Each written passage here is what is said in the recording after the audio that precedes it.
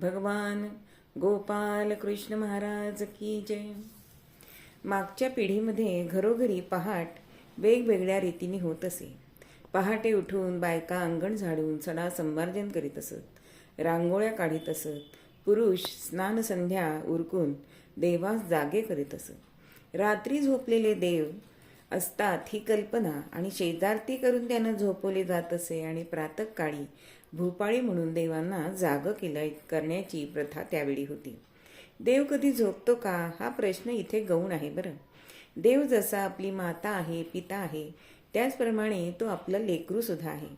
अशा वात्सल्य भावनेने देवाला जाग करण्याची प्रथा अजूनही कुठे कुठे हे आपल्याला आढळते. मग भूपाळी म्हणजे भूपरागातल्या ओळी. रम्य अशा प्रातःकाळी देवी सरस्वती जागी असते. तिच्या साक्षीने भूपराग गाऊन देवांना जागे करीत असत. भूप म्हणजे राजा, त्याला जागवणारे गीत म्हणजे भूपाळी असाही त्याचा एक अर्थ होतो. संतांनी अशा अनेक भूपाळ्या लिहिलेल्या आहेत. त्यातलीच एक सर्वांच्या परिचयाची म्हणजे कृष्णाची भूपाळी आजही प्रसिद्ध आहे आणि ती म्हणजे उठी गोपालजी,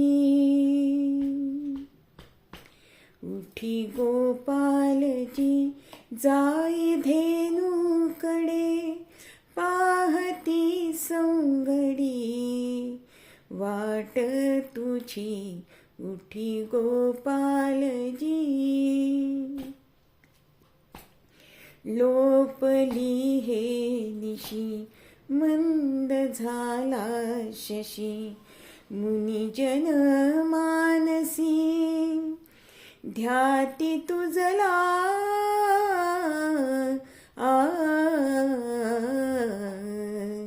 उठी गोपालजी. यशोदा आपल्या मुलाला म्हणते, गोपाळा आता उठ, तुझे मित्र वाट पाहत आहेत.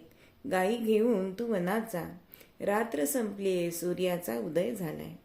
अशी प्रासादिक आणि भावपूर्ण भूपाळ्या मंदिरात आणि घरात गायल्या जात असत. ज्या प्रभूने शांत झोप दिली त्यालाच जागे करण्यासाठी म्हटलेली ही भूपाळी गावातल्या मुलांच्याही कानावर पडत असे आणि त्यांची मनं ही सुसंस्कारित आणि प्रफुल्लित सुद्धा होत असे.